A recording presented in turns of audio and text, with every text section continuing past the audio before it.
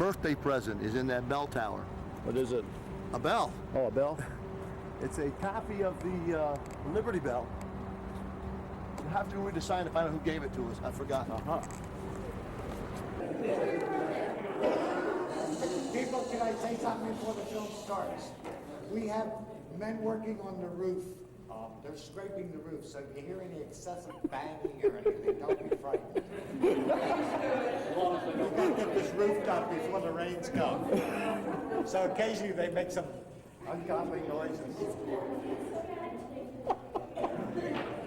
That's funny.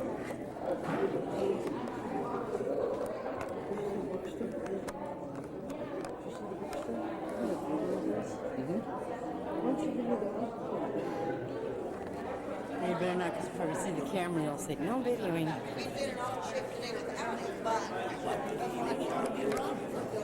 I've got sideways to it.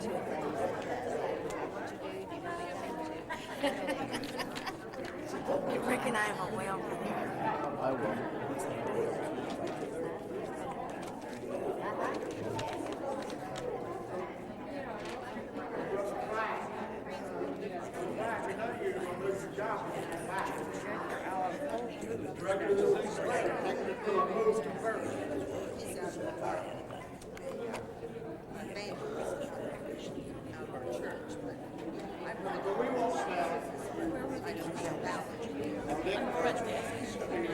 Across seasons and centuries we come to be near the words of ancient arguments won and lost. And the old cracked bell echoes liberty. A gathering of haunted houses, people with ghosts and voices of ghosts, where the fathers of our country still speak.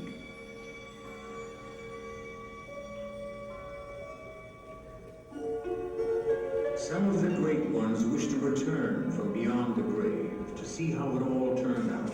There's power in a wish with 200 years behind it. Dr. Benjamin Franklin, he snatched lightning from the heavens and the scepter from Titus. Did I make a wish? Well, so I did. I had an ardent desire to observe the state of America in a century or two. I wished to be immersed in a cask of Madeira wine, friends, till I would be recalled to life by the solar warmth of my dear country. Now it seems I must relive those first days, now 2 centuries past. We must begin in 1774. I'm 68. How excellent it is to be young again.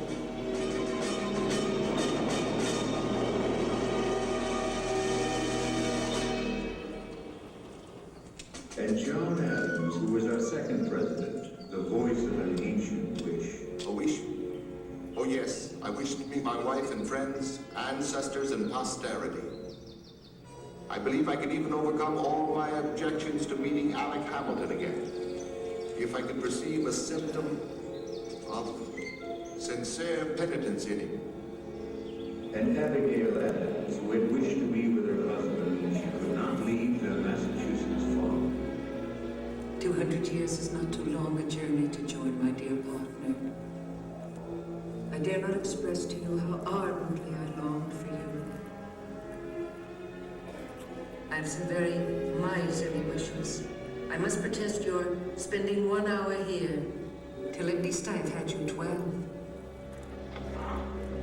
And Washington, the father of our country. If we ask him to come back, there's no doubt what his reply will be. Though I'm conscious of the high honor done me at this call, though I feel great distress from consciousness that my abilities may not be equal to the trust. However, as you desire, I will enter again on my momentous duties. But if some unlucky event should happen, I beg it be remembered by every person in this room that I this day declare I have never felt myself equal to the task. And Thomas Jefferson, author of the Declaration of Independence. General Washington, Mr. Adams, Mrs. Adams, Dr. Franklin. Why, it's Tom Paine, spokesman of the revolution, Mr. Common Sense himself. What say you, Tom? In the cause of America, may we disturb your peace? The sun never shined on a cause of greater worth. 'Tis not the concern of a day, a year, or an age. Posterity will be affected, even to the end of time. I am your servant, Mr. Jefferson. But Tom, the generation which begins a revolution can rarely complete it. For all our devotion to the public good, our inexperience, our ignorance, our bigotry hardly qualify us to think and provide for the future. After all, the earth belongs to the living.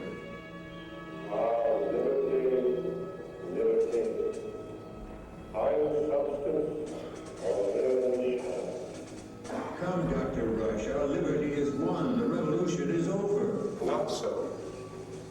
Not so, sir.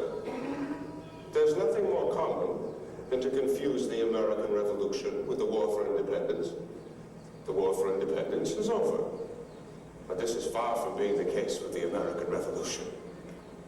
On the contrary, nothing but the first act of the great drama has been played. Dr. Rush, you must excuse us. We came in late by 2 centuries. Having just met some of your colleagues, we are eager to understand how this great drama began. Oh, well. If you would see the beginning of this first act again, we can oblige. For this purpose, it must be the 29th of August, 74. The colonies were in turmoil. Delegates came from all of the colonies to attend the First Continental Congress. They came from the north to protest the King's troops occupying Boston, from the south to protest the King's governor seizing their right to self-government, and they all protested the King's stances. But they were also thinking of something more, something they dared not even speak about. I urge caution of my dear sir. You must not openly propose bold measures, and it would be most unwise at this time to mention the word independence.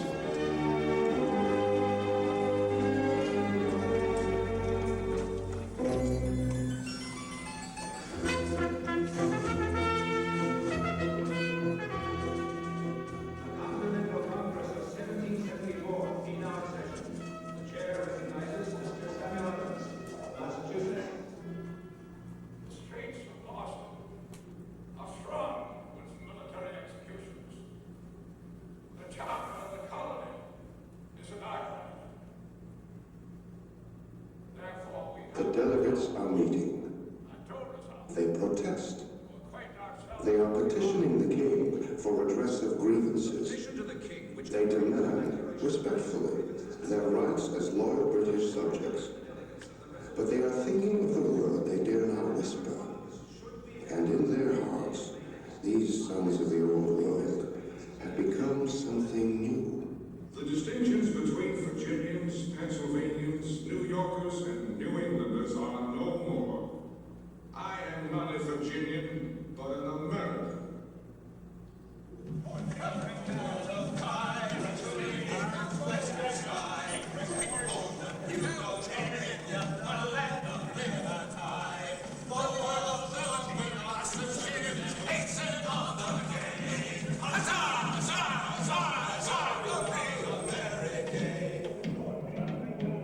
I received the petition to the king and sent it on, but it was thrown under the table. Petitions to the king? I dreaded them like death. After all, they might have been accepted. But now it is 75. Instead of satisfaction, the king has sent us redcoats to quiet us by force.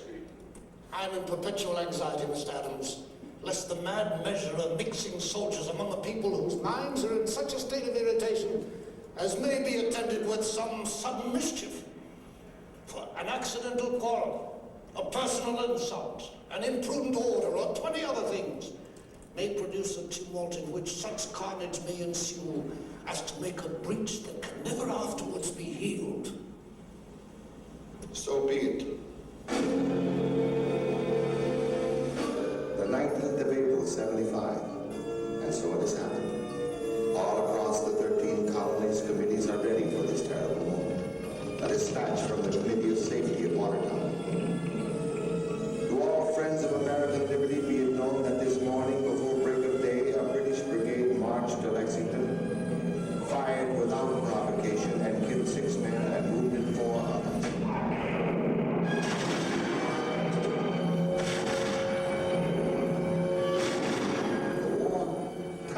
no part of the revolution. It was only an effect and consequence of it.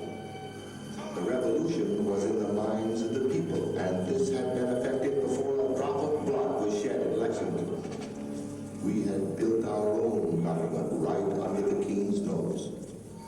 As common sense would say, it wasn't the work of a day or a year. And now May of '75 is upon us. The Second Continental Congress is a war Congress. Things will take us to the Third Congress. We are surrounded by dangers. Careful, Cousin. I'm determined to take a step to get our colleagues to agree on some plan. There is a division of South and North.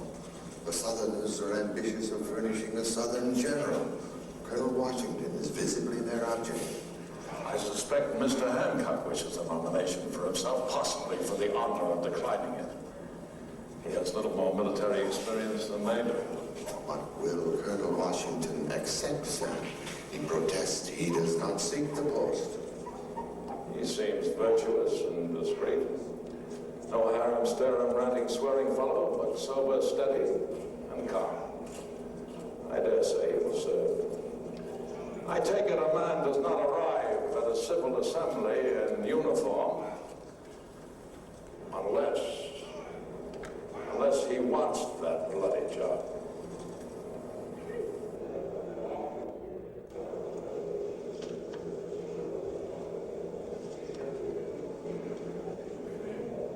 Mr. Adams. Mr. Hancock, gentlemen, I propose that Congress adopt the army of our countrymen already in place at Cambridge. And though this is not the proper time to nominate a general, I have no hesitation to declare that I have but one gentleman in mind for that important command.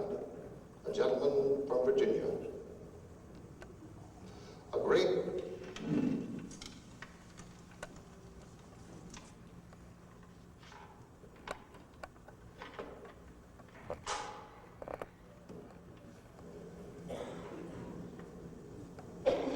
modest gentleman from Virginia who would not wish to hear himself praised, but whose great talent and excellent universal character will command the approval of all America.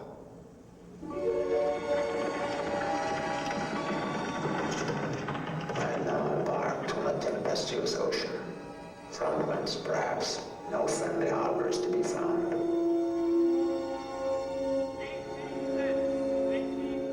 Sam was quite correct. Things have taken a turn.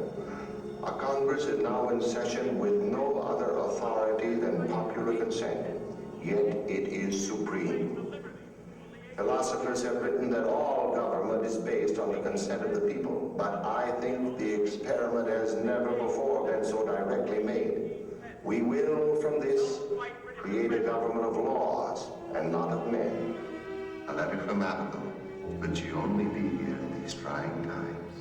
We must get on, dear friend. Already it is 76. High time we declare our independence and have done with it. Shall we not be despised by foreign powers for hesitating so long at a word? I will offer you a maxim of state. A people may let a king fall, yet still remain a people. But if a king let his people slip from him, he is no longer a king. As this is our case, why not proclaim it to the world? I think you shine as a stateswoman of late, as well as a farmer's. Pray, where do you get your maxims of state? Why, from philosophy and reason, just as you and common sense do. And by the way, in the new code of laws, which I suppose it will be necessary for you to make, I would desire that you remember the ladies. Remember, all men would be tyrants if they could. If particular care and attention is not paid to the ladies, we are determined to foment a rebellion and will not hold ourselves bound by any laws in which we have no voice or representation. We are told our struggles have loosed the bands of government everywhere. That children and apprentices are grown turbulent, that Indians slight our authority. But this is the first intimation that another tribe, more numerous and powerful than all the rest, has grown discontented. I long to hear that you have declared an independency. It is the 7th of June already. Will no one offer a resolution for our independency?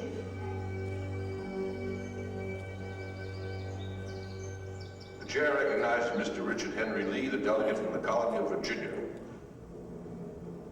I move the following resolution respecting independency. Resolved that these united colonies are, and of right ought to be, free and independent states, that they are absolved from all allegiance to the British Crown, and that all political connection between them and the state of Great Britain is, and ought to be, totally dissolved. The Committee of the Whole has requested, in order to allow for consultation, that consideration of this resolution be postponed until July 1st. And in the meanwhile, should the Congress agree thereto, that a declaration be prepared to the effect of the resolution. We hold these truths to be sacred and undeniable. That all men are created equal and independent.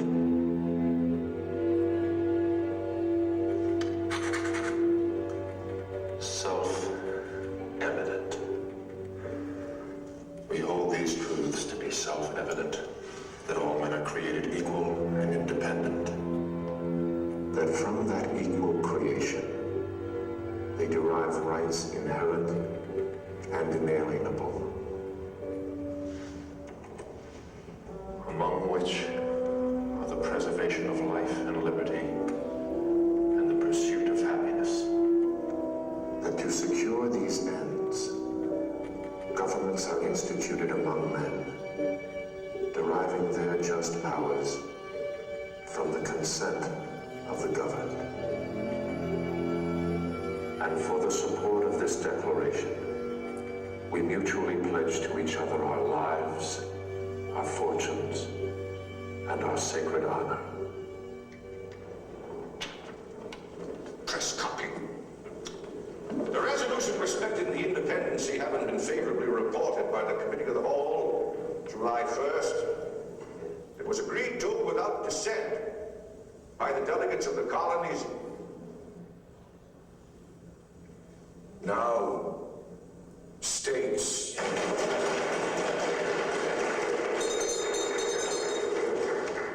Agreed to without dissent by the delegates of the states in Congress assembled on July 2nd. Gentlemen, please. Gentlemen, please, if we continue to have these displays of emotion, I shall never be able to get through. And on July 3rd, and on this day, July 4th, the declaration having been read, debated, and amended, and on this day, July 4th, unanimously approved, it is now, therefore, ordered the declaration be authenticated and printed, that the committee appointed to prepare the declaration superintend and correct the press, that copies of the declaration be sent to the several assemblies, conventions, and committees or councils of safety, and to the several command and officers of the Continental troops, and that it be immediately thereafter proclaimed in each of the United States. In due time, by August, I expect, the declaration shall be engrossed on parchment, and that shall be then duly signed by the members. It was indeed in August of '76 that I signed the declaration. I well recollect the pensive and awful silence when we were called to subscribe what was believed by many at that time to be our own death warrant. I shall have a great advantage over you, sir, when we're all hanged for what we're now doing. From the size and weight of my body, I shall be dead in a few minutes. For the lightness of your body, you'll dance in the air for an hour or two before you're dead.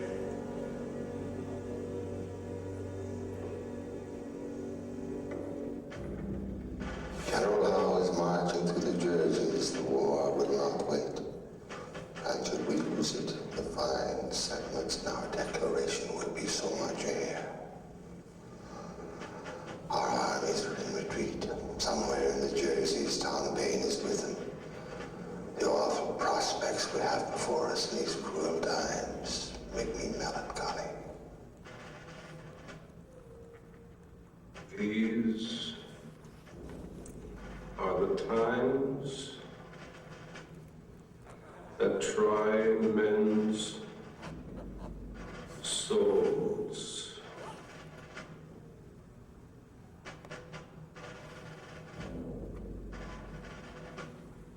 The summer soldier and the sunshine patriot will, in this crisis, shrink from the service of his country.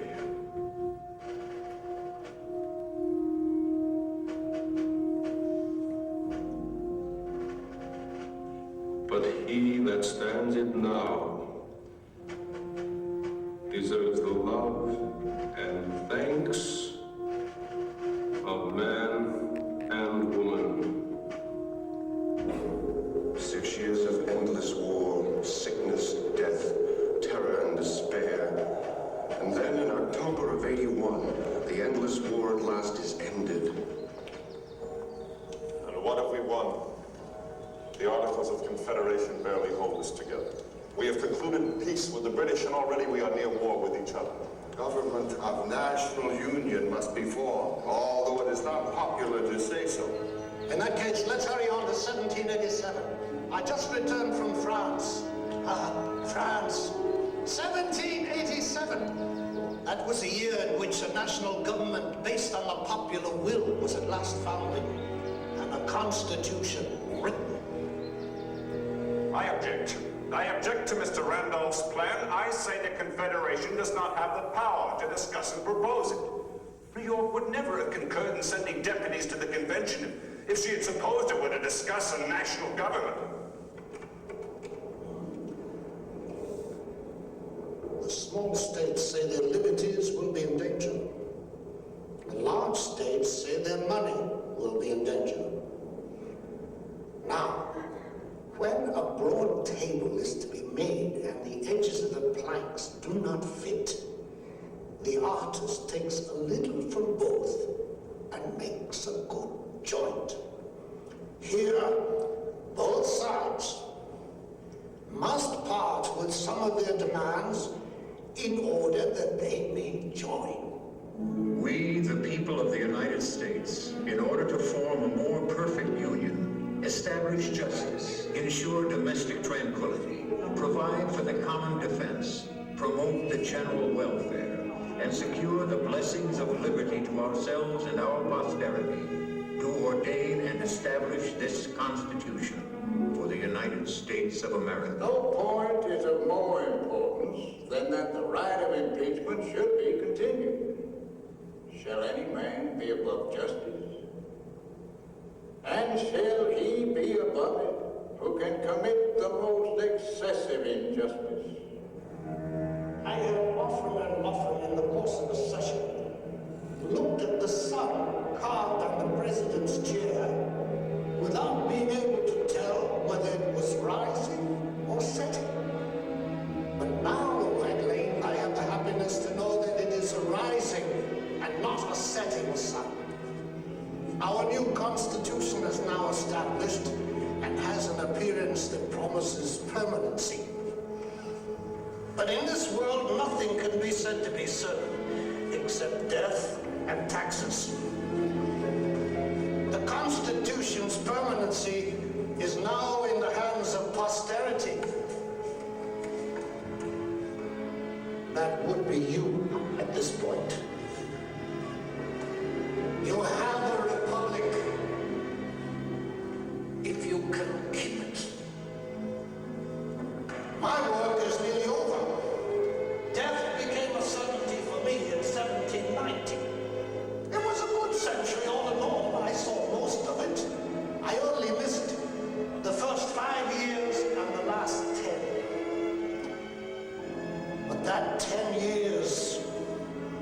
That was a time of first things I wish I could have seen.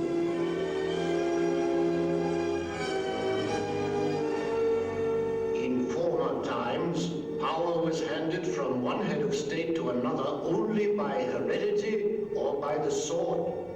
By murder, treachery, imprisonment, hired assassins, but peaceably and by popular election, I think there is no precedent for that.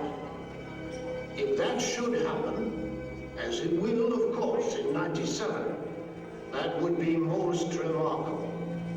As I was quite dead by then, I was obliged to watch the ceremonies from above the door in a toga. Welcome to Congress Hall. Have a seat somewhere.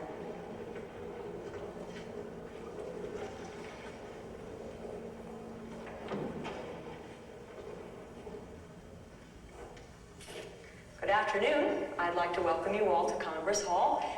You're now seated in the building that was used by the Congress of the United States between 1790 and 1800, because for those 10 years, Philadelphia was the capital of our country, and Congress had to have a building to use. Now, keep in mind that the Constitution of the United States was ratified in 1789, so Congress moved in less than a year after that happened, and they were busy organizing our country using that brand new framework of government. They added 3 new states to the Union while they met here. They were Vermont, Kentucky, and Tennessee. And of course, they also had their problems. For example, one afternoon, a representative seated here in this room named Mr. Griswold accused another representative by the name of Mr. Lyon of being a coward. And of course, Mr. Lyon took grave offense. And he stood up and grabbed a poker from the fireplace, and Mr. Griswold took an imitation wooden sword, and the two of them battled it out right here on the floor of the House of Representatives. Of all the events that took place in this room, probably the most important was the inauguration of John Adams as our second president. Now, the Constitution says that every 4 years we must elect a new man to be our president, but this was really the first time that we had tried to pass power from the hands of one man into those of another. And there were some people who felt that George Washington might not willingly give up his power. However, the inauguration took place without any difficulty whatsoever. In fact, that peaceful transfer of power took place right here. Mr. Adams is about to realize his dream and ours. Let the ceremonies begin. What other form of government can so well deserve our esteem and love? A government in which authority is exercised by citizens, selected at regular periods by their neighbors to make and execute laws for the general good. Can anything essential be added to this by robes or diamonds? Can authority be more respectable when it descends from accidents or remote antiquity than when it springs fresh from the hearts and judgments of an honest and enlightened people? And may that providence, who is supreme over all, continue his blessing upon this nation and its government, and give it all possible success and duration consistent with the ends of his providence.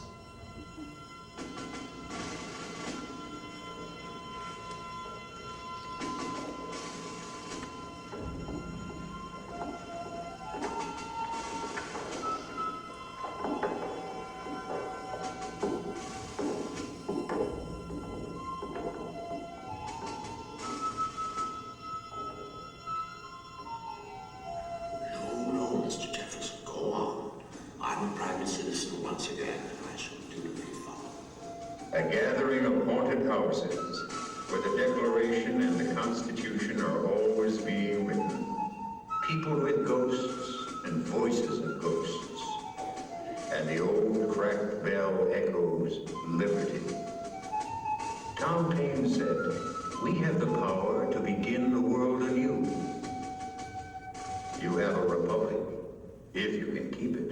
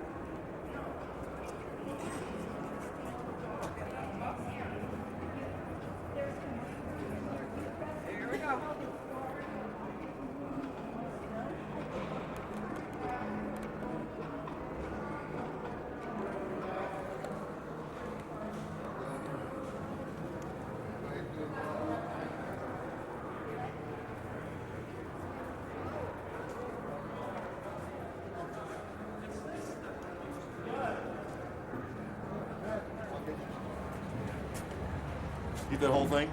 Yep.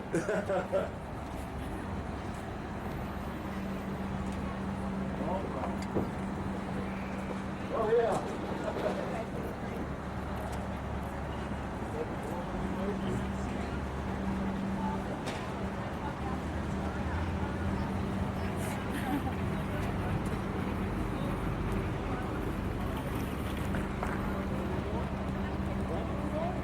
Absolutely.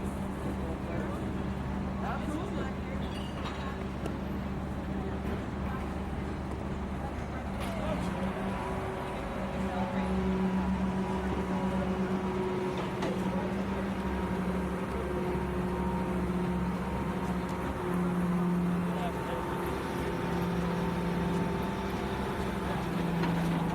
Blocks that way. It's a great walk, but I'm trying to.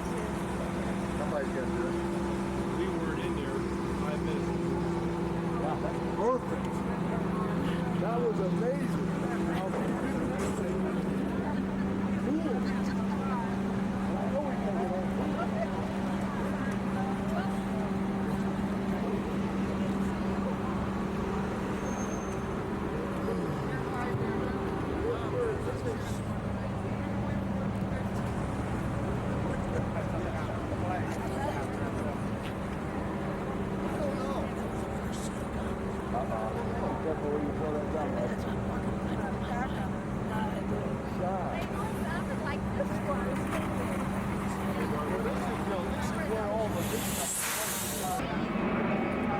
I don't know. He took off running. Where'd he go? Where'd he go?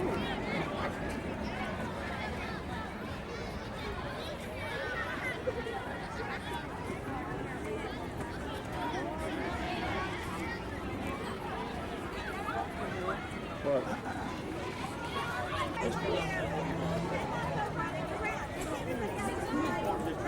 First off, remember, we don't like lines, but they love them in Russia. So you're uncomfortable standing in line, thank God you're American, right? Second, very important history lesson. In that park, over there. I know you won't believe this, but there's a tree over there that's called the moon tree. The reason why the seeds for it were flown to the moon and then brought back and planted. Isn't that important? Really part of our history. You talk about lines, you were in the Army, weren't you?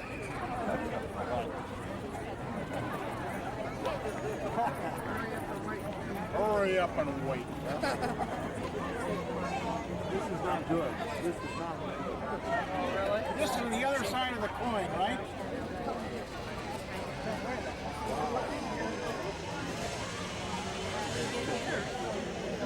Smile, Claire. Smile, you're on the camera. Oh, looks like it's moving a little bit. Good.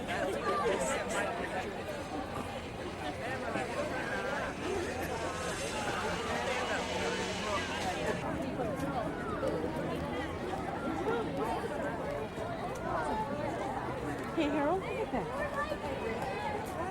Look at the chicken prints. Chicken prints? Are those chicken prints?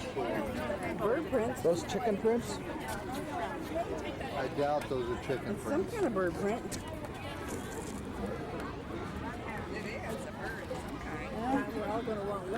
Yeah, everybody wants to Bird look. prints. What is it? Pigeon's been here. Oh, that's where he got squashed. There's where he I got think squashed. so. We get to put that on our film, yes. Now you know why you never get a finished product. There's so much junk. Yeah, the pigeons have been here and the horses have been out there. They left their prints. Probably better than this, but I'll tell you what. Oh, I love food. I don't know if that's food though.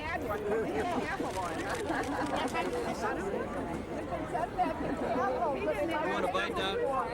I know Brother Bart doesn't want to bite. No. You want a bite? Go ahead. Everybody want a bite. It's all right. We didn't do it inside. Really deep stuff. Oh,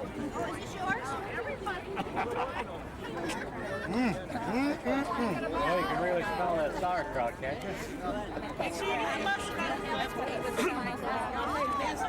Well, let's make it look real good.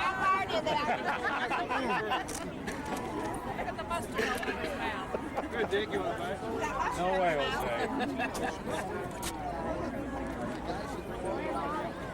Gotta go. What do you do? Where do you get these things? Is anytime you see one of those wagons, there's one over there.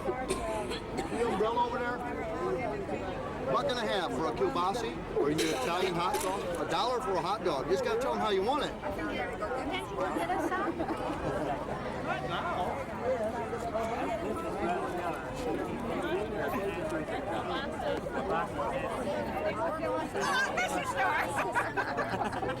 Mr. Davis doesn't I get intimidated being on camera.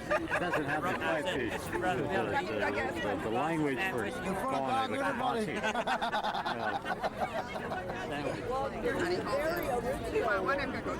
No, I don't want it. That would kill me right now.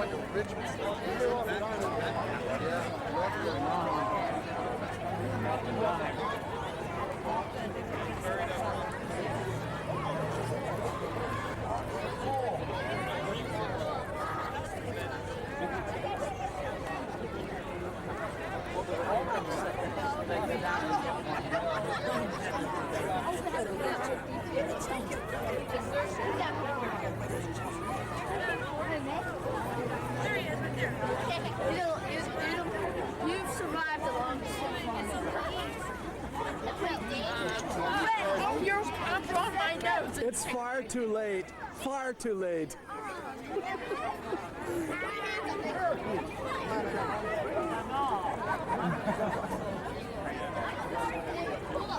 My wife wants to get a kielbasa.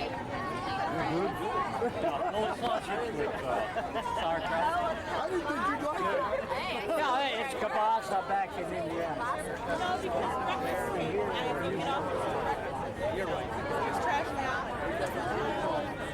So blah, blah, blah, blah. Yada, yada, yada. Okay. Yeah. I'm collecting money for the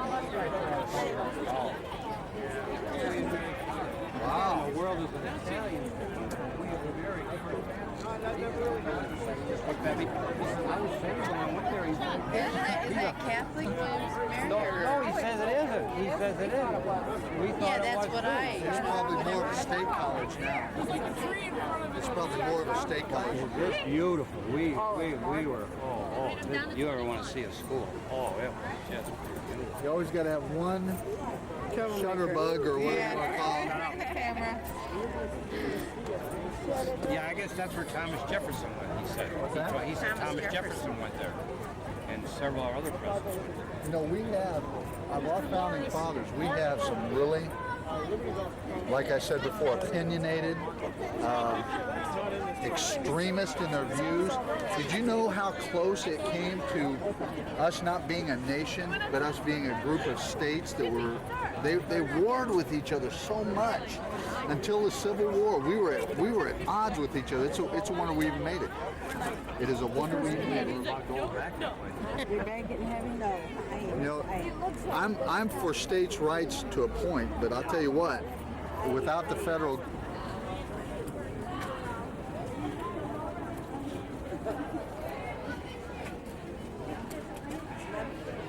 No. There's a ramp coming down as you enter. You can just fill in all the way from the back. I have a full house today. What can I say? There's a ramp coming down. Come on, we didn't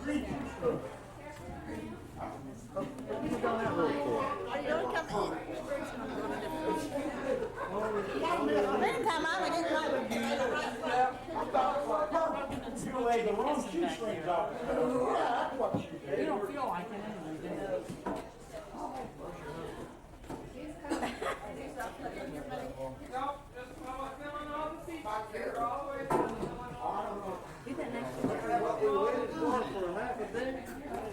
Park. My name is Mary, and I will be giving you a tour through Independence Hall in just a few minutes. The tour takes about 20 minutes, and we're going to be seeing two of the rooms that were very important in our national history. We're going to be seeing the courtroom for the Pennsylvania State House, and then the assembly room for the Pennsylvania State House. And then that will be concluding the tour. You can see the rest of the park on your own. And of course, the things that happen here, of course, Pennsylvania State House. Now, some of you are from Lancaster, so you're here to see the Pennsylvania State House, right?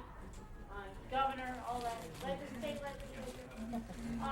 The rest of you didn't come to see that, even though I know Pennsylvania's a great state. But because most of the time that we're talking about 1775 till about 1787, the Pennsylvania legislature and the state government all met on the second floor of Independence Hall because they loaned out the first floor. And that's why it's important. Now this building was one of the office wings, was used for, the superintendent lived here, the building superintendent, they had offices. But all these buildings on this block are original. They're all over 200 years old. As a matter of fact, somebody pointed out that they started working on the Pennsylvania State House the same year that George Washington was born. When he was a little baby, they were starting to lay those bricks. And it's lasted over 250 years. And the Park Service, we hope to keep it lasting another 250. And since we've been working on it in the late 50s, we've tried to do everything we could to keep it in good shape. One of the things that we're doing right now, while you sort of see some construction fences and some construction material, we're in the process of upgrading all the utilities. Better air conditioning, that would be nice. Better electric, smoke detectors, all those things that you don't really see, they're really important for the building. So that's why we've got the building where the Supreme Court met closed. That's where we have the other orientation building closed. We have all these fences up. But we're hoping to do what we can, so if you come back in 200 years, well, maybe your great-grandchildren come back, they'll see the building. One of the other things we've had to do through the years is repoint the bricks. Any of you live in a house with bricks, you know that about every 10 or so years you have to repoint the mortar. When we first took over maintaining these buildings in the 1950s, we repointed with very strong modern Portland cement. And one of the problems we soon found is as the water got in and it froze and it expanded, the old bricks got crushed by the strong the Portland cement. So we gouged it all out. We put in a very loose mortar that was more 18th century style, mostly sort of lime and sand. And this did not crush the soft bricks, but it didn't hold them together very well. So over the years we've had to experiment with a little of both to make it strong enough to hold the bricks together, but not so strong that it crushes them. And it occurred to me that that's a very good analogy for what they did here as far as governments. When they first met in Philadelphia in 1774 and 75, they felt that the strong central government from England, although it had some benefits and it held all the colonies together, they felt it was crushing the individual rights and liberties and interests of the people in the colonies. We declared our independence. We wrote a new constitution called the Articles. This was a very loose federation. Each state was very independent. However, after the war was ended and we didn't have a common enemy, it was hard for the states to hang together. They started battling among themselves. And so they came here in 1787 and they wrote a new form of government that was strong enough to hold us together, with one exception for the Civil War, but not so strong that it was crushing the individual states. And that's, of course, the Constitution we still have today after more than 200 years. Hopefully the building and the government will last for many, many more years. If you had been there in 1787, you might have seen a scene that looked like this. This is a modern artist version of the signing of the Constitutional Convention. This is the room where the Pennsylvania Assembly met. You see over there the George Washington in the center. He's standing in front of the ceremonial chair that the Speaker of the Pennsylvania State House would use, and you may have heard at the back of the chair was that gold half-sun. And Franklin who was sitting kind of there, he was the oldest member, kind of looked at that half-sun, and after they signed the Constitution, he turned to someone and he said, he had often and often looked at that behind the president, trying to decide if it was rising or setting. After they signed the Constitution, he said, now at length I have the happiness to know it is a rising sun. You might have also seen James Madison, and these are the other signers. This is the kind of office furniture, government furniture they had, the Windsor chairs, the tables covered with the green baize. So keep this in mind when you go into the room. One of the things we've had to do while we're doing all this renovation work, they've taken all the antiques out of the building to preserve them. So they're all in storage. So you're not going to see the furniture in the room, but we will get an opportunity when we go into the assembly room. We will be able. It did. Yes, you're absolutely right. Absolutely right. And one of the other things we have up here is the plaque. That's a World Heritage designation. It's been designated by the UNESCO as one of the sites that's important not only to the United States, but also to the whole world. Because this idea of a representative democracy and a republic rather than a monarchy with the king giving out all the rules was a very radical idea for 1775. All the other countries had kings and monarchs, and they might have had a council, but the king made the laws. And now, 200 years later, the idea of a republic and the idea of democracy and people making their own laws has become very much the pattern for the whole world. So it's been recognized. Okay, why don't we start out? We're not coming back to this room, so please take everything with you. Yes? It is an original oil painting. So I gotta be careful I don't back into it. Yes, sir. Will you back up and you said UNESCO, the United Nations, is what? It is, yes. Over these buildings? No. It's just that the United Nations felt that Independence Hall was important. Yeah, So they just designated as a list of other important things in the world. They don't support us in any way. It's just they said, yes, it's important for the whole world, not just the United States. We're going to be going out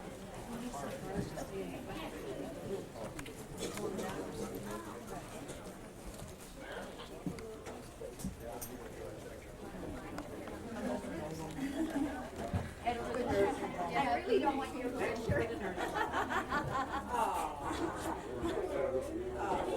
You are, I agree.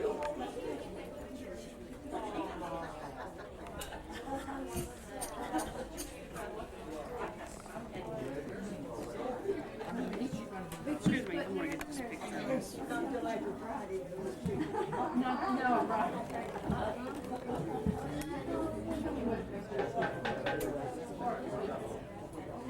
Taking a video of the video. Yeah. That's a classic. That's a classic. Yeah.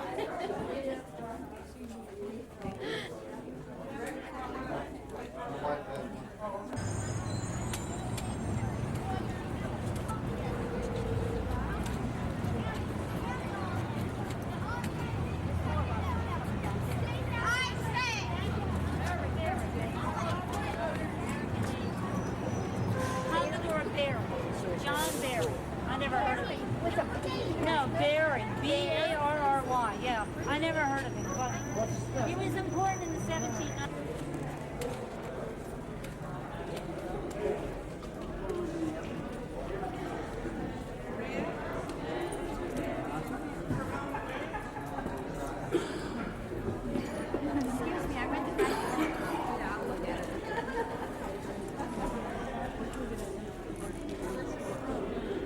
I'm sure we'll get to see the gift shop at the end.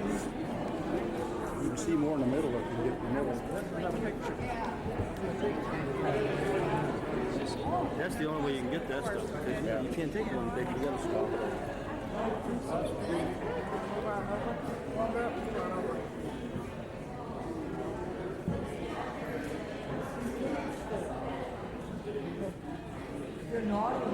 Probably misbehaving legislators. It's a courtroom, isn't it? I don't know. They were annoyed when you put them in the cage. Hey, folks. Well, I'm going to tell you in a minute. Okay. Hi. Is there a problem?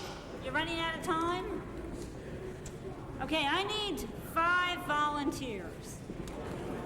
Okay, 1, 2, 3, 4, 5. All right, you can come too. All right. Now, these are over here. You don't have to say too much. All right, come on in. Why don't you go up? You can be the judge. You can be over here in the witness box. You can be the clerk, lawyer. Oh, we need a couple more volunteers.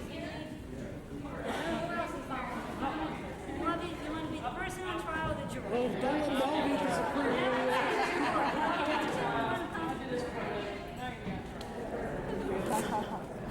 Okay, there's 2 more people.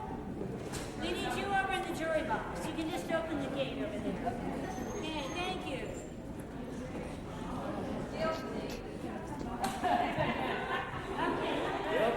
Thank you. It's not on yet. Welcome. Can everybody see you? Can move forward a little bit. And if you're shorter and somebody in front of you is taller, just make them move. You know, we say when we have little kids, let the little kids out front, but, you know, some of us are a little shorter than others. Welcome to the Pennsylvania State House. Before the capital of Pennsylvania moved to Lancaster and into Harrisburg, it was here in Philadelphia. And in 1732,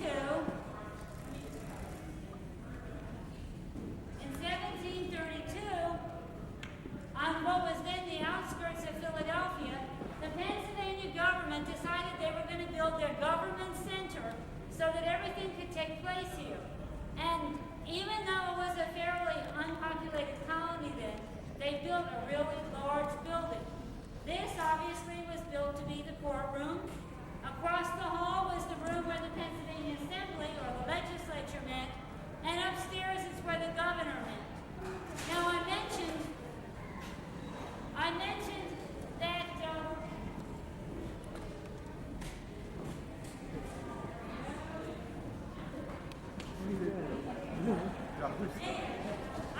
that when we were under the British, when the leading up to the revolution, we felt that the government was crushing us.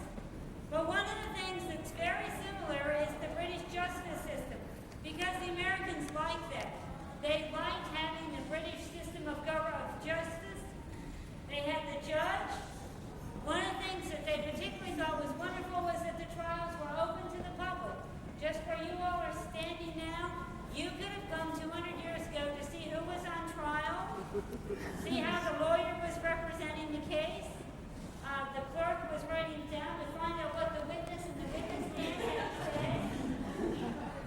Now, if it was an investigative jury, the 24 people would have been in these boxes, but if they actually moved to trial, the jury, 12 juries, their peers, and actually it's good, we have somebody on trial that's a woman, and we have 2 women in the jury, would have debated it. And the British justice system was very important. After all, even William Penn had been imprisoned for a while in England for his religious beliefs.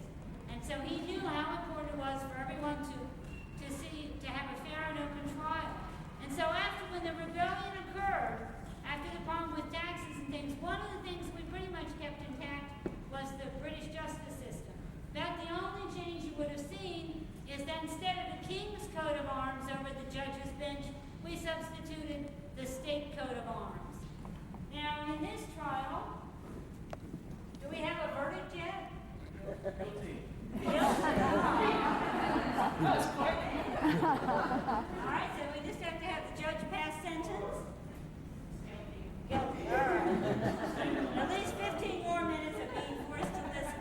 Well, thank you very much. Most of the things, however, that you've probably come to hear about are not the trials that took place here, even though the U.S. Supreme Court did hold one session here. But they were things to do with our independence and our Constitution, and they took place across the hall. That's where we're going next. Does anyone have any quick questions here? Okay? Thank you all very much.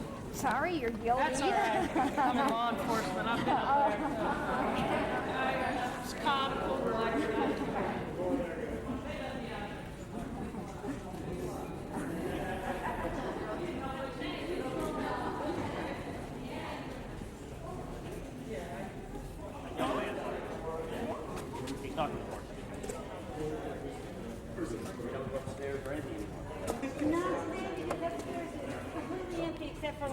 construction stuff. They fixing the roof? Is that what they They're fixing the utilities, the heating, the air conditioning, the lighting, They the had roof smoke problems detection. one time, a couple years ago. Oh, yeah, we have re-roofed. And, but this is all, and they're also redoing all the windows. Because, this is the stuff you don't see, but 20, 30 years ago, they put state-of-the-art smoke detectors in. All those aren't state-of-the-art anymore. Yeah. And they now have, a lot of things they can do for insurance. Because I bet we were kids still walking in. Right. It's like us. That was their thought it was going to be. No, but this is like a shirts, but strips. It was.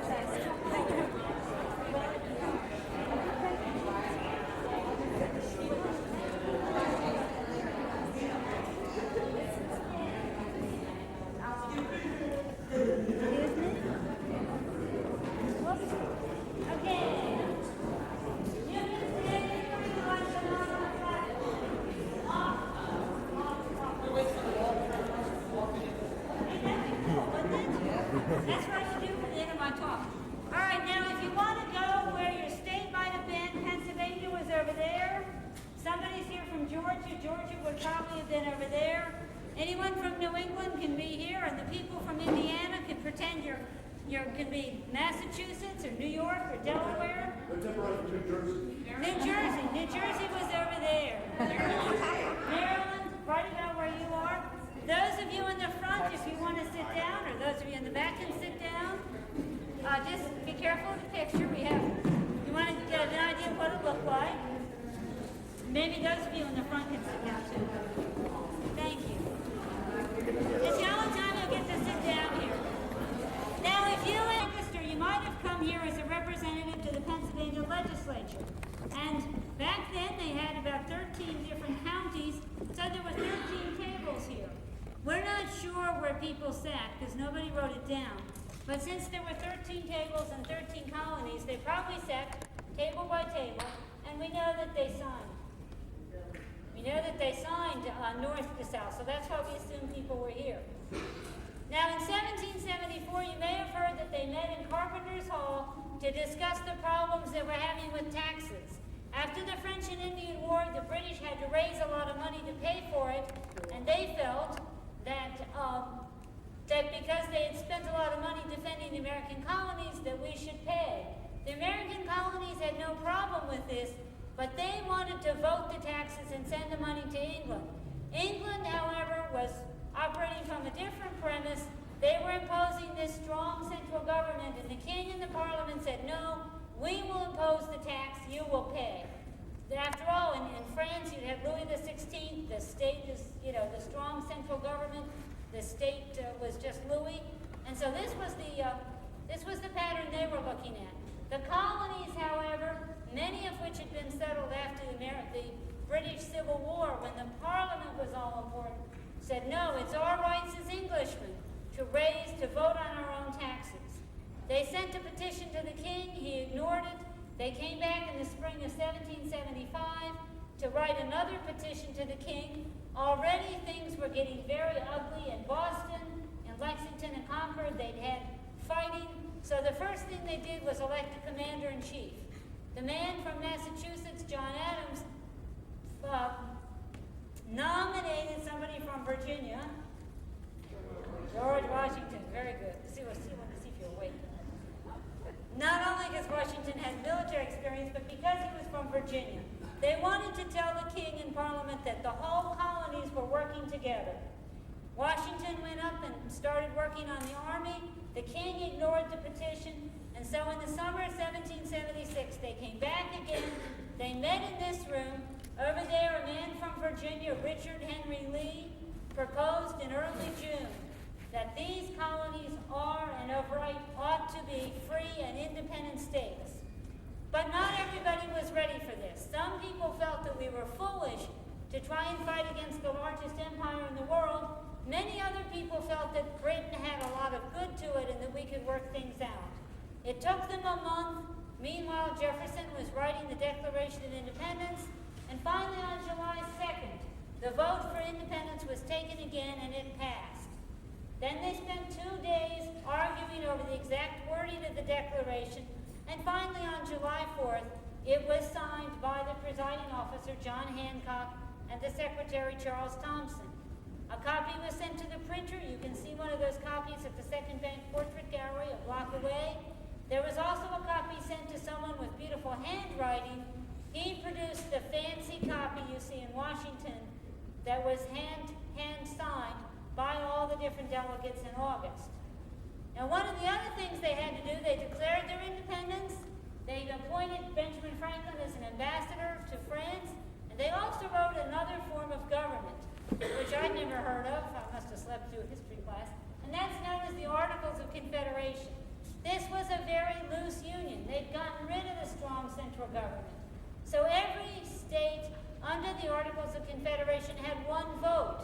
Anything that was decided as far as changing the government had to be unanimous. And the states could not be directly taxed. They had to donate money to the central government. These things worked pretty well when we had a common enemy. But after the Revolution, the states started getting even more independent, and they were having trouble with boundary disputes. They were having trouble with interstate trade. The only thing the Articles of Confederation decided successfully is what to do about the Northwest Territories, Indiana, Ohio, Illinois, and what to do about all these states that claim land to the Pacific, Connecticut, Massachusetts, Virginia. They all claim land to the west. Under the Articles of Confederation, the western boundaries of all the original 13 states was set, and it was decided that after the states had a certain number of people and an acceptable constitution, they could petition to come into the Union. This didn't happen until the 1790s, but it was something the Articles did accomplish. But that wasn't enough. And so before all the states started breaking apart, maybe joining Canada, maybe sending troops into the other state, they came here in the summer of 1787 to modify the Articles. The man they elected as their presiding officer was George Washington. He was very important to the conference. I mentioned Benjamin Franklin was here. The first thing they did was decide to start from scratch. So they threw out the Articles, and they started writing the government all over again. Some of the big issues they had was what kind of central government to have. Everybody knew Washington would probably be the first head of state, but they didn't know if he should be president for life, or as they settled on, 4-year terms, that he could be reelected. And then, of course, the other issue was what to do with big states like Pennsylvania, Massachusetts, Virginia, versus little states like Connecticut, Delaware, and Rhode Island. Rhode Island was so afraid of being railroaded that they didn't even send a delegate in 1787. But finally, a man from Connecticut named Roger Sherman proposed the compromise where we have the Senate with 2 senators from every state and the House of Representatives with representation based on population. So on September 17th, everyone agreed on the language of the Constitution of the United States. They hoped that the Constitution would last a number of years. I think they'd be really surprised it's lasted as long as it has. Franklin wrote to somebody in Italy just after the convention, and he said, the Constitution is now written and promises permanency, but nothing in this life is certain except for death and taxes. One of the steps they had to take after the signing of the Constitution, all the delegates here then went back to their states and had to work for ratification. Franklin was hoping that he could just go upstairs to the Pennsylvania legislature. He was hoping that Pennsylvania would be the first to ratify, but another state beat him to it. Do you all know who that was? Delaware. Delaware, good, yes. Now you know what the license plate means. I'll be happy to answer any questions out back and sort of tie up the story of the Constitution. Do you have any questions in here before we finish? Okay, you have a couple minutes to look around and I'll meet you out back.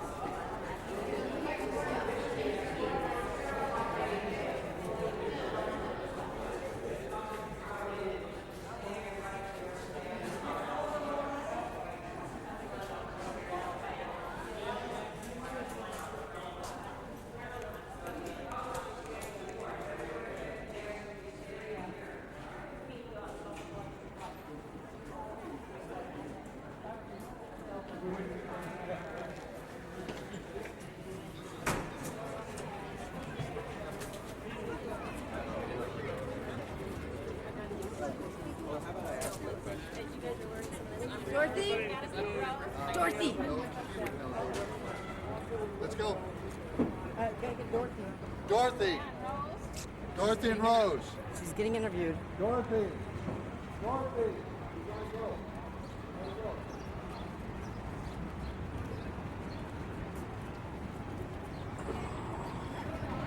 This is very...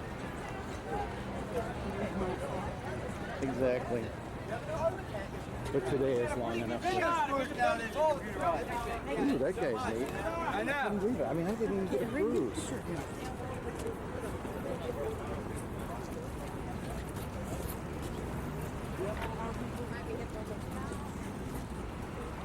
This is also the spot where the Philadelphia the Philadelphia Liberty Medal is presented every 4th of July. Among the recipients of this medal are Lech Wałęsa, former president of Poland, King Hussein of Jordan, Shimon Peres, the Prime Minister of Israel. Watch your step. City of Philadelphia awards this medal every year to the person who is most responsible for helping to foster liberty and freedom around the world.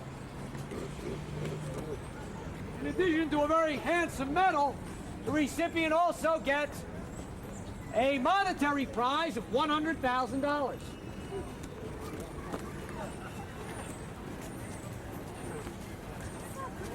Next 4th of July. You need one like this guy.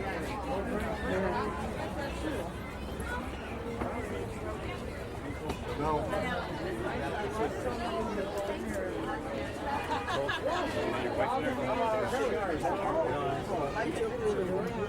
I don't know. Wait, there's his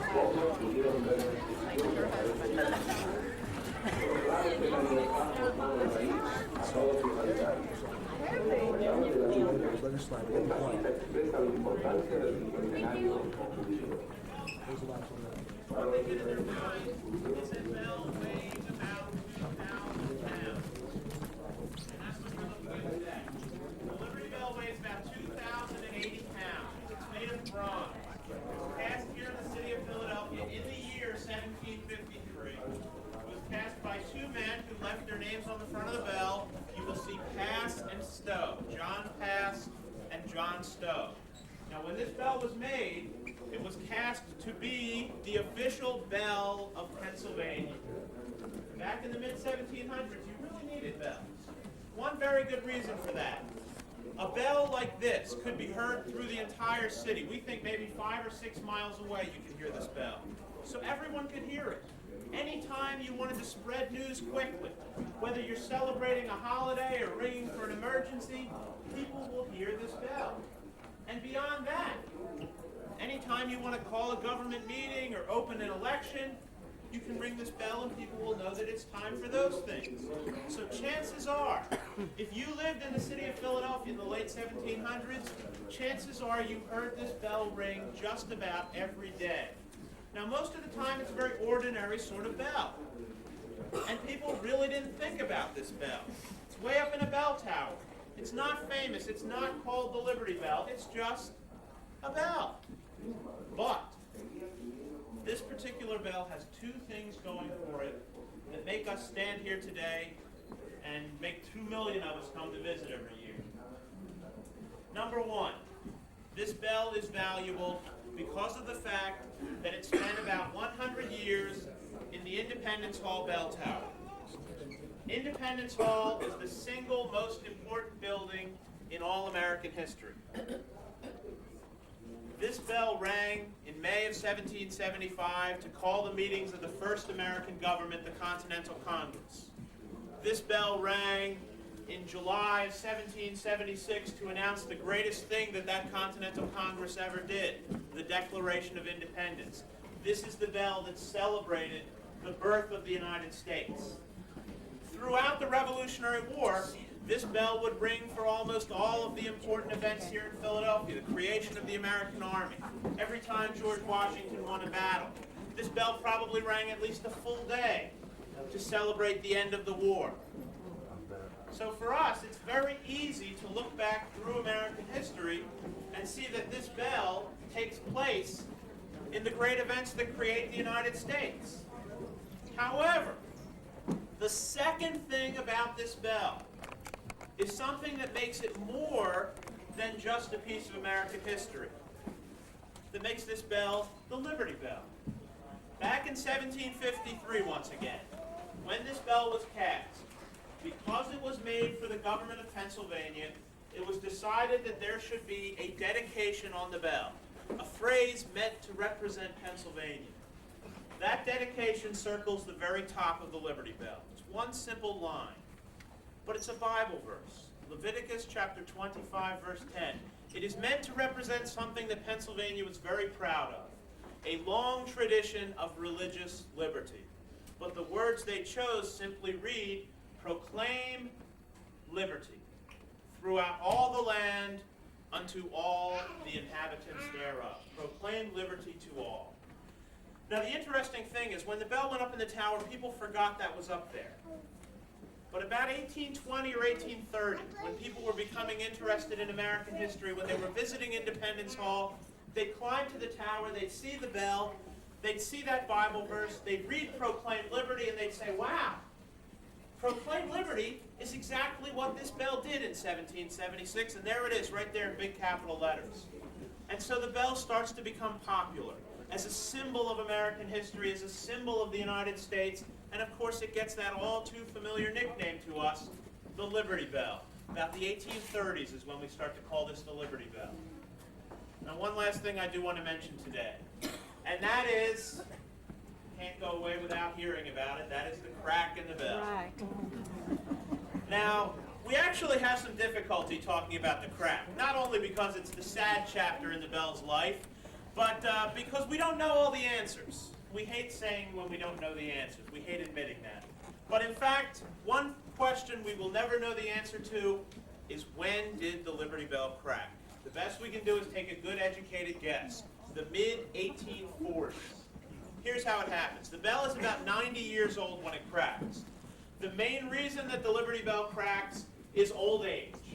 You can call it metal fatigue if you want to sound technical. You could just say the bell wore out. But for 90 years, this bell had been ringing every day, and it just cracked. Now, a crack in a bell, this particular crack starts at the bottom. And a crack in a bell is about as wide as a hair, so it's very small. When the crack first appears, it's rather short. So small, in fact, nobody noticed the crack at all. That's why we don't know when it happened. But they're going to notice the crack after a little while, because a small crack doesn't stay small. It climbs. Eventually, you'll notice the crack. You still might not see it, because remember, it's very thin, but you're going to hear it. A long, thin crack in a bell, every time the bell rings, you can hear. You hear the two metal sides of the crack rubbing together. The bell would actually sound really terrible. So by the time they have this long, thin crack halfway up the bell, they decide, all right, the Liberty Bell is worth saving. We want to fix it. We want to ring it again. The only way you can fix a cracked bell is actually to make the crack larger. They drilled about 40 holes down the front of the bell, making that thin crack the big wide gap you see today. One reason to do that. Big wide gap, the two metal sides do not rub together. The bell should work. And it did. Unfortunately, not for long, because this bell would crack again. The second crack in the Liberty Bell is one you have to look for. But if you look above the repaired section, you'll see a thin line coming out and up through the word "and" in the front. That is the best place to see it. The second crack continues towards me and ultimately climbs to the top of the bell. Because that second crack reaches the top, it cannot be repaired. The Liberty Bell has not rung in 150 years, not because of the first crack, but because of that second one. Now what I would like to do, folks, is to give you an opportunity at this point to take some photos, to get a close look at the bell, to ask questions. You may touch the Liberty Bell, but do keep in mind that it's cracked. It's actually rather fragile, so if you touch it very lightly with just your fingertips, we would greatly appreciate that. And make sure before you go that you do get a good look at the Liberty Bell today. Yes? Well, they're put in there about 70 years after they stopped using the bell. There's also these legs underneath the bell. They're bracing. getting worse. So that's why all those they're put in there about 1915. Well, it's probably some from the casting, which is very rough. Some from probably trying to tune the bell early on. Some from just some wear and tear, and others from people chipping off the pieces of the bell for souvenirs. So it's probably a combination of all of the above there. That's why we don't like chisels in this building anymore.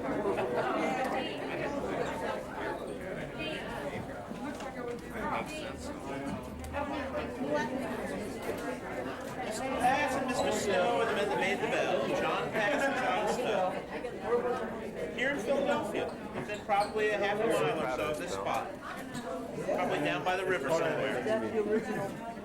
Well, we certainly think it might be. This is a piece of elm. It is about a little bit more than 300 years old. Now, we can't prove it's the original yoke, but we certainly do think it is. The only thing we're missing is this bell would have been attached to a big wooden wheel, so the whole bell would be able to swing, which we don't have any of that equipment anymore. Yeah, it would be something. And you need to be about 175 years old to have heard it ring. It's right for a number of years, 90-odd years it rang. So, got a lot of good use out of it. Still underneath there. Check it out again. We believe it's the original. It weighs about 45 pounds.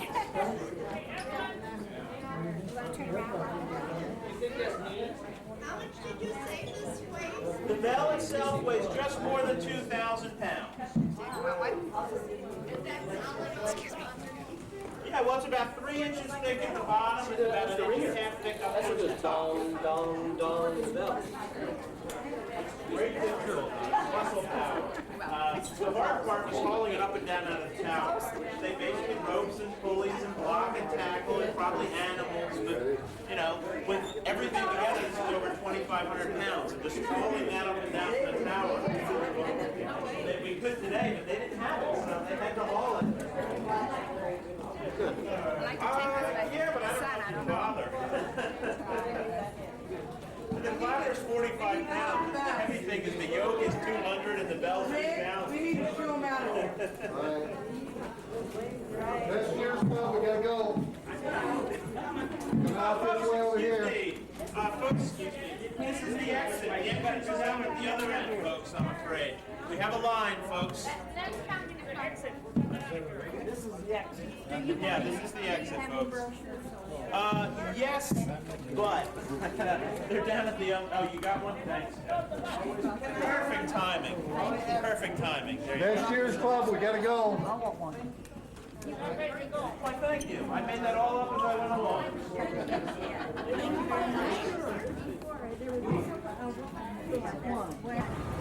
Pigeons. Pigeons.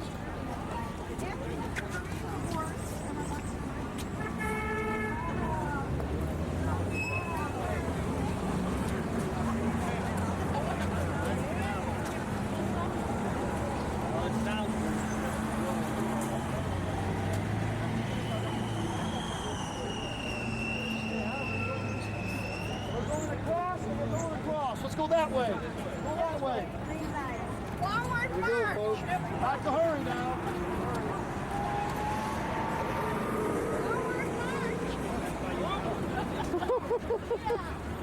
One, two, three. Oh, don't tell me about that. I was engaged to a man who was a war military. He was a very Thank you, sir. We are now.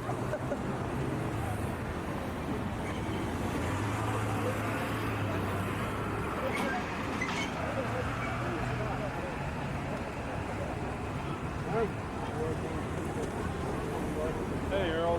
Hi, Clyde.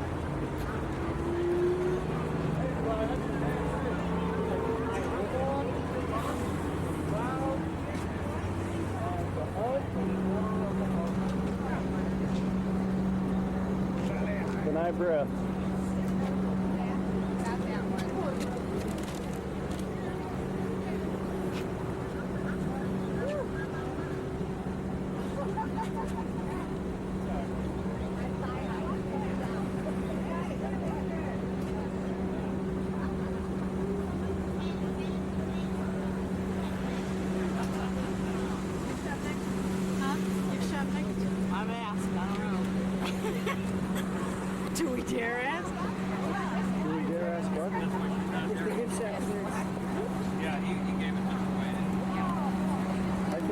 Yes, the gift shop. Saved a couple bucks there. I'll fall. Try 60 or 70. Next time we need to say we have a separate bus for the men and a separate bus for the women. That would be great. And the men can go sightseeing and we'll visit the gift shops and we'll all get together for supper.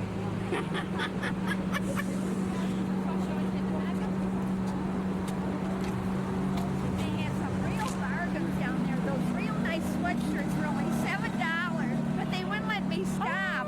Real nice heavy ones. Wow. You missed them.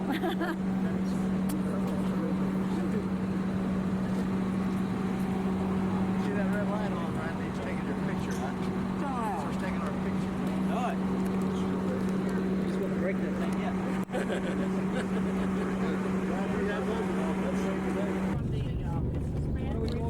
I think we're going to the park.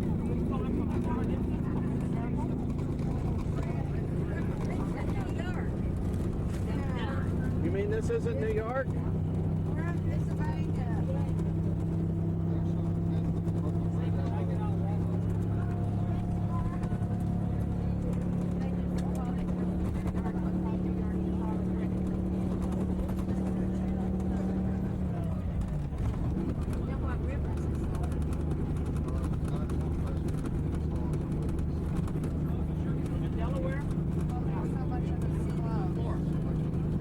We're now crossing the Ben Franklin Bridge, going across what body of water? Delaware. You are right, Delaware River. Bridge to your right. Anybody know the name of the bridge to your right? $1. Brooklyn Bridge. That's correct. Big bridge. Brooklyn. The Walt Whitman Bridge. Big bridge. Like Big Bird. One big bird. Like Barney? We went past it.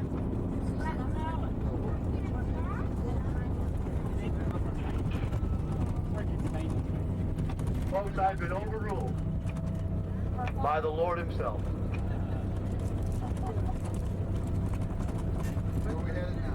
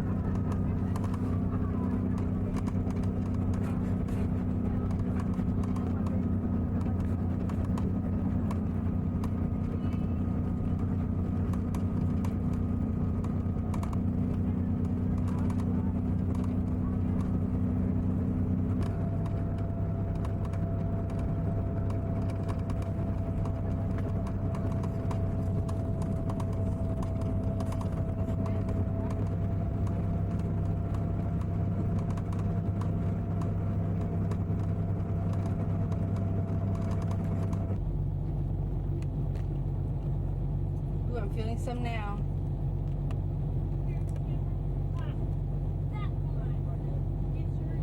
She done busted a tree, man. Well, I'm getting somebody taking a picture of him. Is that Rick? It's Rick. Rick and Ruth. I'm getting Rick and Ruth and Take a picture of Heather and Iva up in a tree. right. I wonder why they're up in the tree. Having a picture taken. Oh, that's why. How's she gonna get down? Do you think Rick is going to get up in that tree He's gonna too? get up in the tree too. Okay, here's Rick getting up in that tree to have his picture taken. Check my coat. Yeah, check your coat. Shedding. Oh, shedding. I don't feel any air, do you? There's a little bit, just a tiny little bit. my case down there may be blocking the air. I noticed it was coming out over there. Is it? Now Rick is climbing up even higher in the tree. Rick is being a monkey. Is this your paper down here? Yes, it's garbage.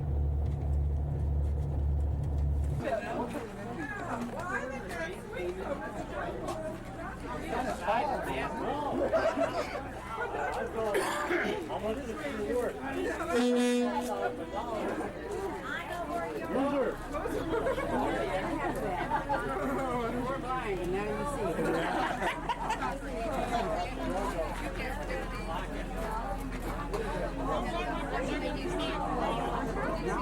This spot is for you. What's the difference? I'm not driving.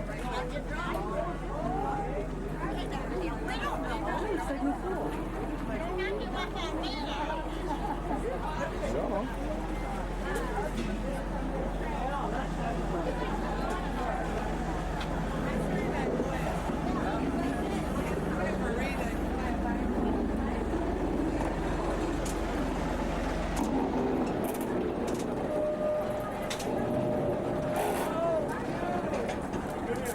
Yes, sir. Get up there, under that candy. Let them booze. There's the switch. Okay? Give me the high sign. I gotta see this.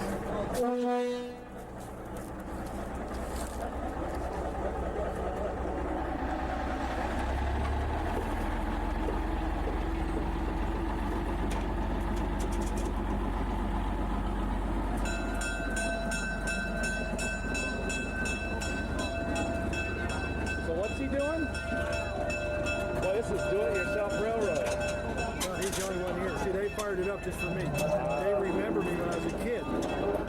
And I called out here, and they came out and did that just for our group. Not bad.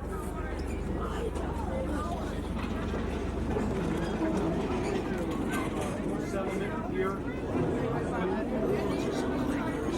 Yeah. No, it's owned by like an association.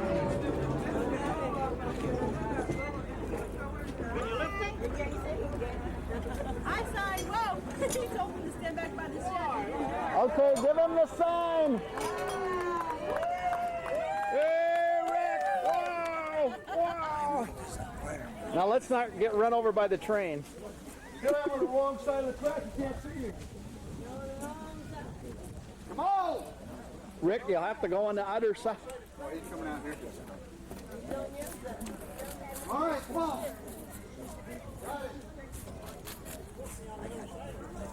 Run off the track, blame Rick. Oh, you got this. He's with you, right? No, he'll come back here and the thing will take off that way. That's what he wants to do. Yeah. No, I mean that way. I don't mean that way. Oh, it better go that way.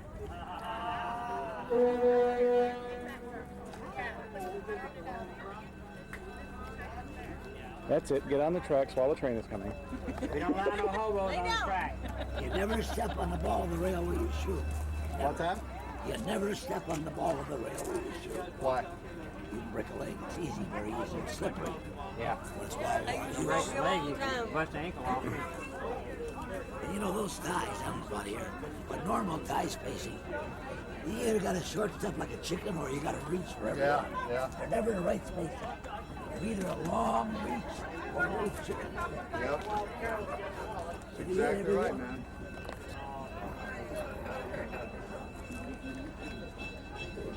That's a sharp caboose.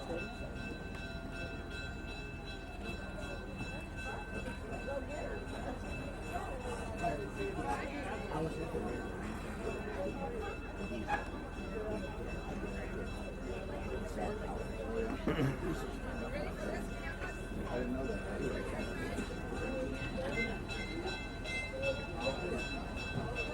What do you do?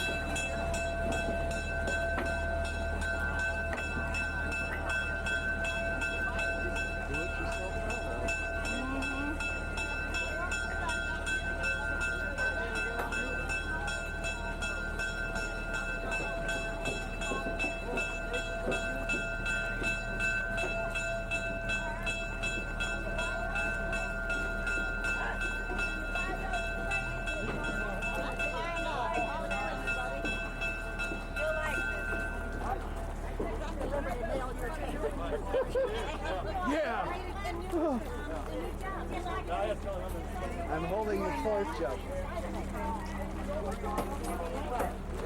Oh, it's just a ladybug. I thought it was one of Oh, yellow jackets? you left me like that.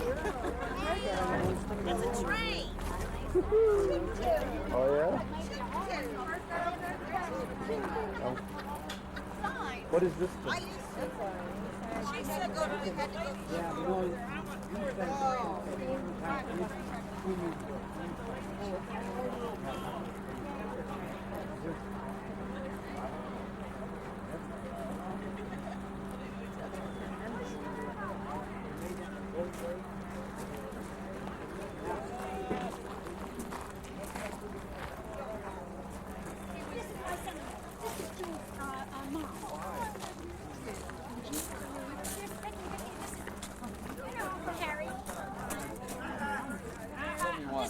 This is Clyde's store. I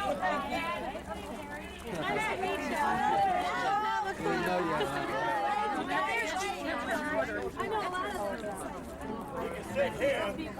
Oh, really? Are you happy now? Yes, I am. But I'm not going back. If I go back and go to A day like this, I like to sit outside. Right.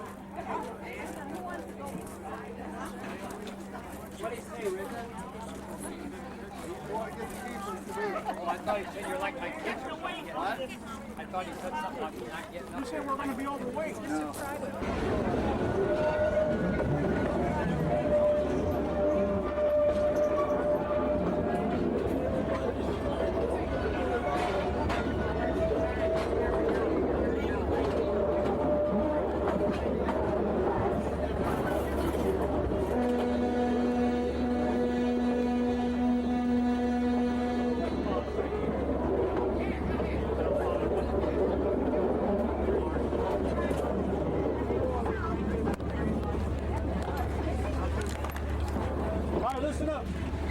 Right through there, you see that telephone pole.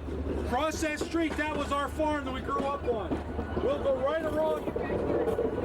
What's that? You probably know it as well as I do.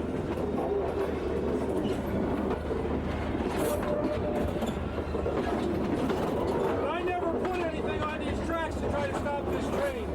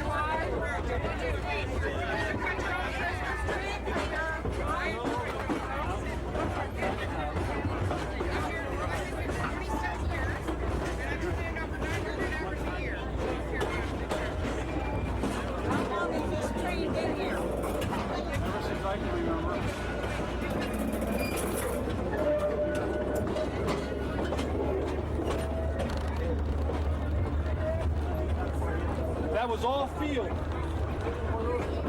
Where these trees are. That was the borderline, yeah.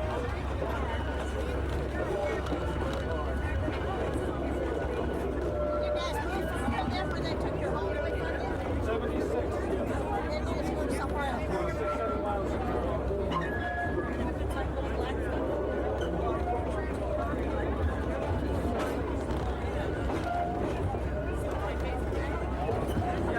When we go out, you gotta stop and take some of your house.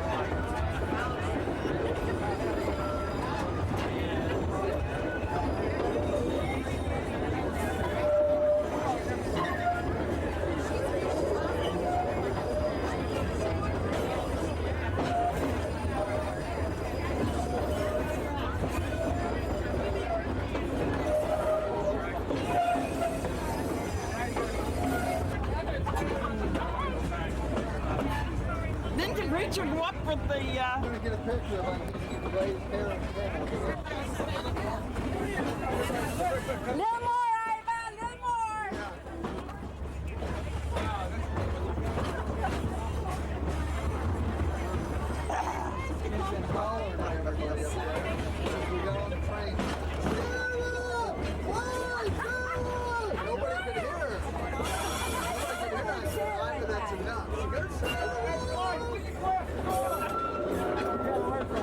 You're still being allowed up there.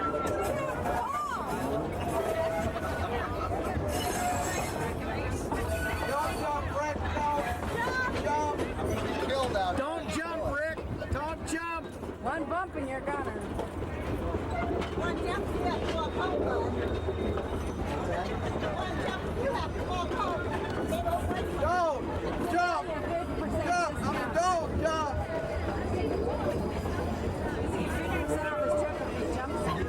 Doesn't need to write back.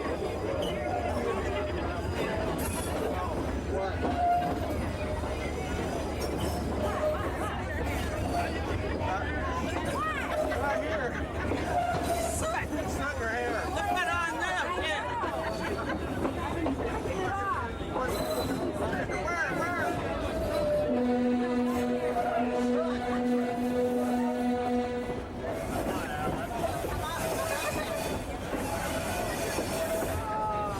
Yeah, look on the bag here. It's all over. You know how to get coffee, all right? I ate the turkey. You know how to get coffee out? You pull the fabric over, pull it tight, and then put boiling hot water on top. That's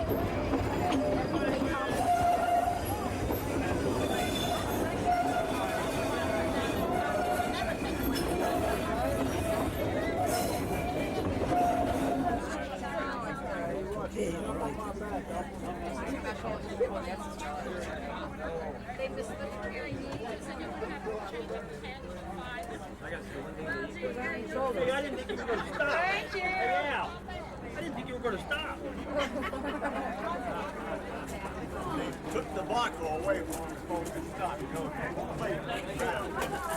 And every time they come up, they get a kick in it. See, I was in the head. Thank you, sir. Come again, please. Yeah, I knew that. Jennifer.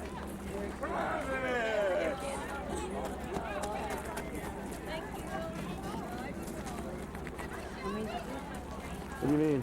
How many did you get? 2. Oh, okay. That's what he said. That's what he said.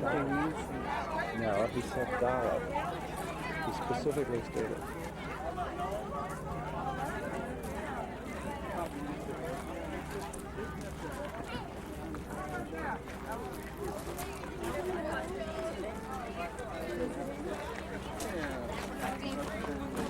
Oh, is it diesel? It had soot coming out of it, though. That was my shoes dragging across.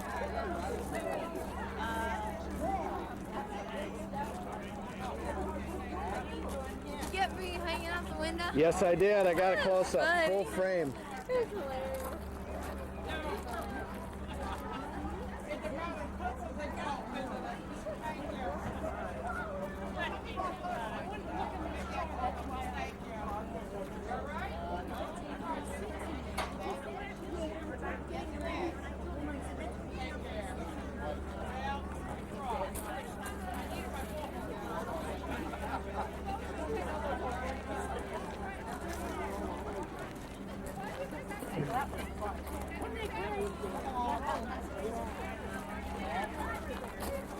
We would like to see them when you get them done. Okay. When you're on your way down and see it's a big step. And you went in there. Yes. Is that clever? All those things.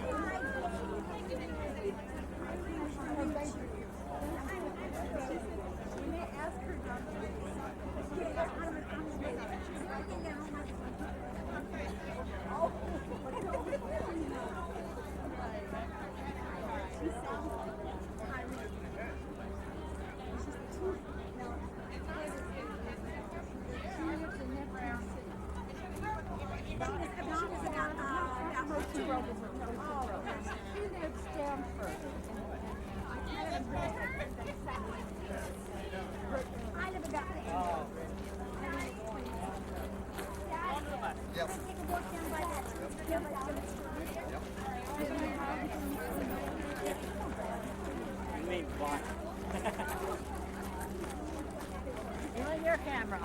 Just broke your head. Camera again? Hello? Oh, here we go again. The buildings, you want to go? Stand there, stand down there. I'm going to the buildings. You want to go? She's going to open up for some prints and stuff. I don't know where to go. I'll be in church tonight, 7 o'clock. Where? Marston.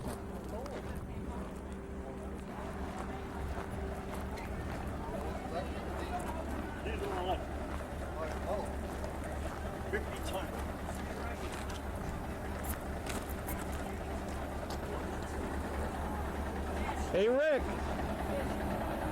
Are you going to pretend you're the engineer? I am, man. Got to stick your head out. I can't. There you go. Looks good.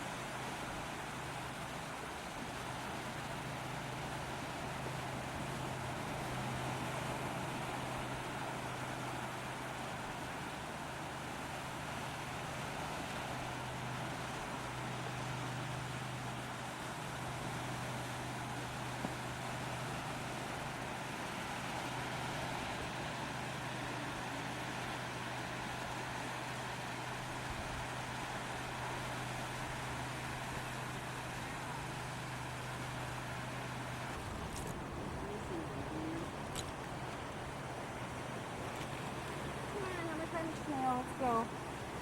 I found some geese.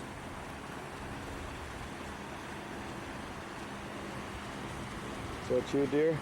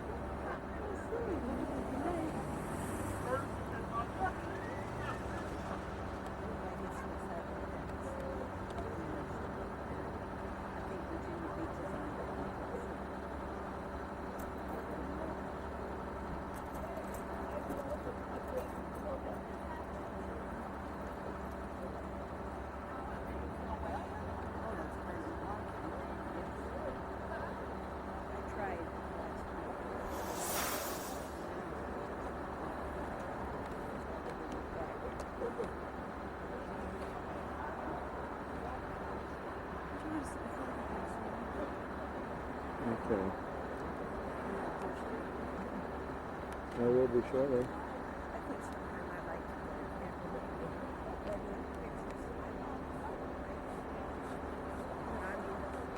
My family, I hardly see them. I see them, but not picture taking. That must be something else I'd have to learn.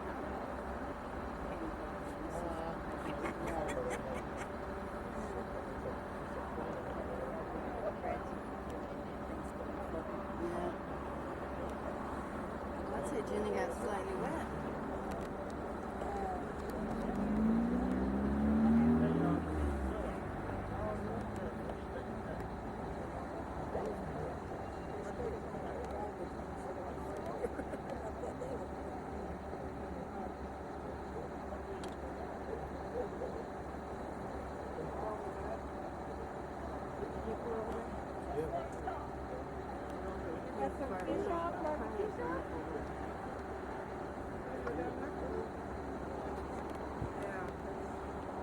Turn it to walk.